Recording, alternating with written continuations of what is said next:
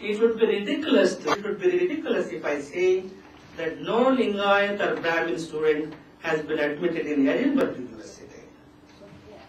It all depends on, we don't have any cost criteria.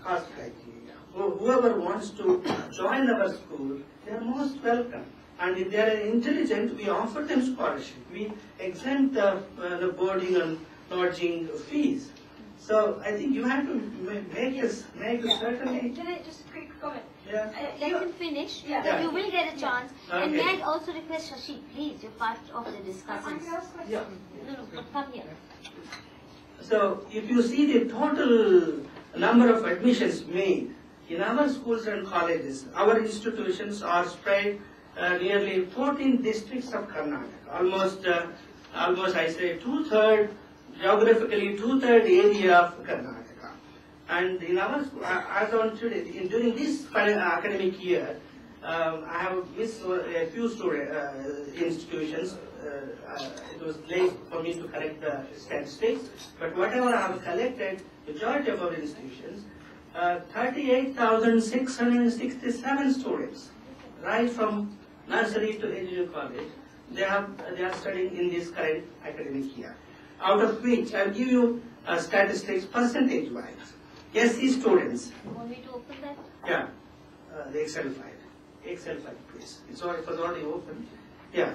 SC students 17%, ST students 8%, and then first we call it first category 6%, second 2A category 12%, 2B category 5%, 3A category 3%, 3B category 35%, and general merit 14%. So this is the correct statistics. So if you look there, 17 plus 8, that is 17 plus 8%, 25%. How is it? Okay. Anyhow, so it comes to 100%. Out of which 52% boys, inclusive of all categories, and 48% girls. As she had rightly said about my predecessor, he was a wonderful personality. I was attracted to him in my young age. He writes in his diary much before, almost 2-3 years before he came to this matha, and he became the head of this matha. He writes in his diary. He used to maintain a private diary, and he was very much in favor of giving education to the rural students.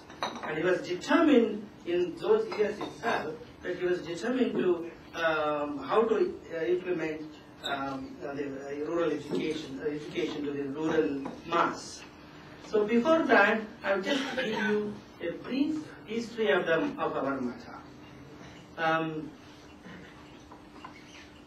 The history of our matha goes back to 12th century AD. It was founded by the great saint, namely Siddha, an elderly contemporary of Basavanna, who led a great socio-religious movement against the caste system. Siddha was born in a village called Kaggalapura, and he lost his parents in his childhood. The village chief, namely Pachanagowda, and his wife Suprade, who were childless, decided to adopt the child. Siddha, as he grew up, turned out to be exceptionally a brilliant boy with a tender heart. When an animal sacrifice was being made to appease the village deity, he opposed it, much against the wish of his foster father, and left home. He went in search of a guru who could quench his spiritual thirst. He took Diksha from the guru, Siddha, studied under him for several years, and attained great spiritual heights. To continue his mission, he established a religious seat called Sadharma Pitha and blessed his disciple Siddheshwara with the words Tarala Badu. Long live my son, long live my land. What you say in Hindi, Jio Beta. Tarala Badu means exactly Jio Beta. The full moon day of the month Magha, on which he blessed his disciple, is known as Tarala Badu Purnima, and the matha is known as Tarala Badu Matha.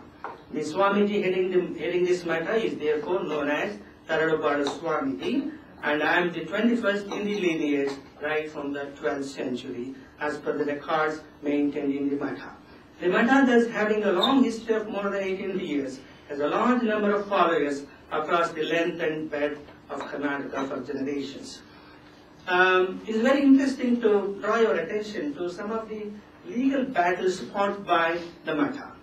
During the 19th and the first half of the 20th centuries, the successive Swamijis of Sirigara Matta had to fight many legal battles to ascertain their legitimate rights and to safeguard the honor and dignity of the community they are heading. Among the Lingayats, there are many sub-castes of which the disciples of Sirigara Matta are called as Sadhu Virashaivas, whose main occupation is agriculture.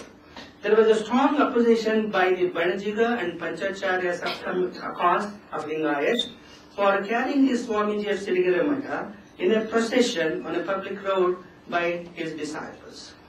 There is an interesting judgment dated 19th June 1873, in the 19th century, 1873, the judgment passed by the Court of Judicial Assistant Commissioner Chitradurga on the dispute whether the Swamiji of Sirigara Matta is entitled to go in Karnataka crossed palki.